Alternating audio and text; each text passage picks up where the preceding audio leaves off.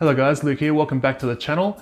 Now I know I said my build video for my mini-ITX build would be coming out a week after my build guide video, but unfortunately I've been unable to get the parts early enough to start the build. I am still waiting on the motherboard for this build. I've got everything else. I just went this morning and picked up everything, but unfortunately the motherboard is still delayed. I'll be able to pick that up in a couple of days. But until then, I thought I would make this short video. I'm gonna unbox the PC case so you can get an idea of what the build will actually look like from the outside once it's finished. And I'll also have a closer look at the video card, the GTX 1050 Ti from Zotac. Now here is the stuff we just picked up this morning from Sculptech Computers. We have here the case, which is the Silverstone ML08 with handle. You can actually buy this without a handle too, but it's the same price. And I wanted the handle version so that we could easily take this PC to LAN parties, and it's just, you know, in one hand you can have the whole system. In this bag here we have the graphics card, power supply, CPU, RAM, and solid state drive. The only thing missing from here is the motherboard, of course. So I think without further ado, we're gonna take a look at the case first. So I'm gonna unbox it right here, and I hope you enjoy. Okay, upon opening the box, we are greeted with quite a nice packaging actually. We've got this sort of black grippy cloth sort of encasing the PC case so that I guess it doesn't get any scratches and whatnot. Let's get it out of here and take a closer look. Oh, you can see there up top we've got the handle there, so just so you can see this. Oh, there we go. So there is the handle that we'll be putting on the top of the case once it's built. Let's get rid of that for now. And here is the main attraction. Oh, these are tough. Okay, get these off. Bit of foam there. Get rid of that. All right, so here is the opening. Oh, heard a little crack there. I hope I didn't do anything. So there is the case. I kind of still can't tell which way up it goes. Yeah, it seems to be symmetrical any which way you look at it.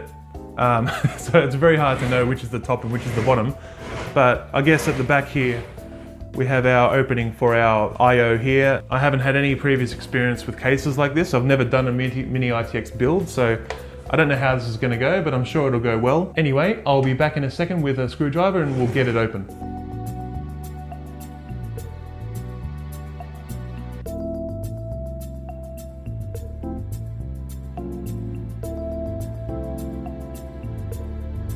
Okay, I think I've got all the screws off for the side.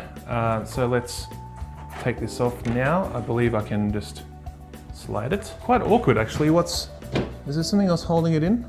Ah, okay, there was a bit of tape there, okay. All right, so in here we now have our accessories box, our manual ML08 Silverstone case, mini-ITX. Should be about the same size as a console actually, a little bit larger of course. So here is the chassis of the ML08. It's completely side panel-less, and as you can see here, we've actually got a power supply extension cable here. I'm still not sure where we mount the power supply. I'm guessing it's over the top of here. And of course, looking at this case, there's no way you're going to be able to sit a graphics card in its upright position.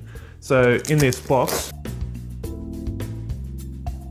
we have a PC riser card here. If you can see on the camera, it's a bit hard. We will be able to connect, using these two devices, our graphics card in a parallel position to the motherboard instead of perpendicular. Normally the graphics card sits upright to the motherboard, but in this case, we're going to be sitting the graphics card horizontal, just like the motherboard, so that we can fit all this hardware inside such a tiny case. Okay, so I've gone ahead and put the handle and the feet on the ML08 case. As you can see now, it's very easy to carry around. It's quite light right now, of course, because it's got no components in it. It's still empty. But I thought I'd just put this on so that you guys could see what the final build will look like from the outside, basically, except for, like, obviously seeing a few parts to the side there. But yeah, the feet are cool. They're a bit weird to figure out though. They sort of clip together a weird way. They also clip to the case, which is quite nice. So you can lift it up and the feet will stay there. You won't have to carry the feet separately. The handle seems to be very strong. It's just 4 screws, 1 in each corner, and bang, you got a handle on top. It's very grippy. It's got like a pattern here. Also, it breathes as well. So if you're carrying it quite a distance, your hand won't get sweaty on it, which I really love too. So you won't get sweat sort of dripping down through the top of your PC there. Okay guys, now here we have our Zotac GTX 1050 Ti graphics card. This will obviously be the heart of our gaming machine. So let's go ahead and unbox this thing. I think it's got a label here. Yeah, there we go. Okay, inside that box is another little box. Okay, here we have our manuals, obviously, a bit of advertising there, yep, whatever. And here we have our little package here, which has our card inside. Oh, I love this wrap, it's actually very protective, very cushiony.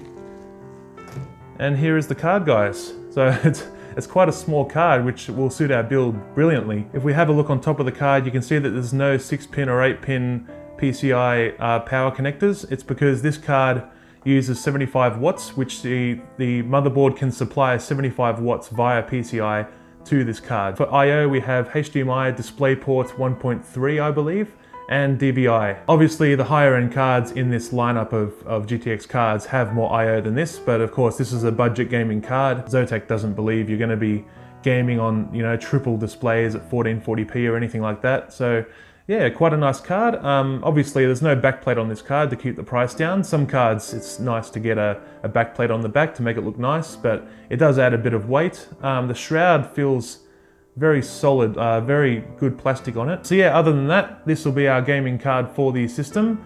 It's small enough. You can actually fit much longer cards than this in the ML08 case, but it really doesn't matter because the 1050 Ti's don't require a huge PCB to fit everything on. So I think before I end this video, I'm just going to pull out the rest of the parts that are going in the system, except for the motherboard, of course. We're still waiting on that. We've got our, here we go.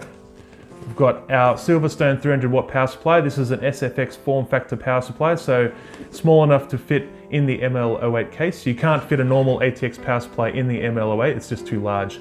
So 300 watts should be plenty. As I said before in my last video, the GTX 1050 Ti requires 75 watt from the motherboard, and the CPU, it states it requires about 65 watt. I don't know how it's going to go with overclocking, but we'll find out, I guess. Next we have our Ryzen 3 AMD processor.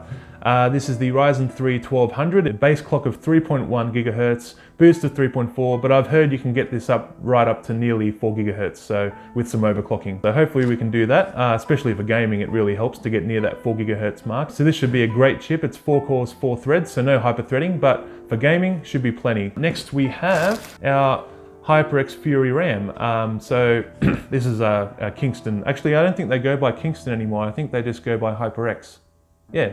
So this used to be Kingston HyperX, now they're just called HyperX. So this is a 8 gig kit. This is 2 4 gig sticks in the kit, 2400 megahertz speed. Even though it's only 8 gig, should be plenty for all the games that we're going to be playing on this system. And finally, we have the Kingston UV400 SSD, a 240 gig SSD. So this will be our only storage device for the system, and there's nothing more in the bag. So that is it for all our parts. As you can see here, we've got everything here except the motherboard. We're still waiting on our Gigabyte AB350N Wi-Fi board. Alright guys, that's going to do it for this video. I know it's a little short, but of course we're still waiting on that motherboard to come in before we can start the build video. So this was just to tie you over, give you an idea what the build's going to look like when it's finished. And yeah, hopefully in a couple of days you can expect a video out of the entire build. So if you enjoyed this video, please leave a like down below, subscribe for more content like this, and I'll see you guys around the channel.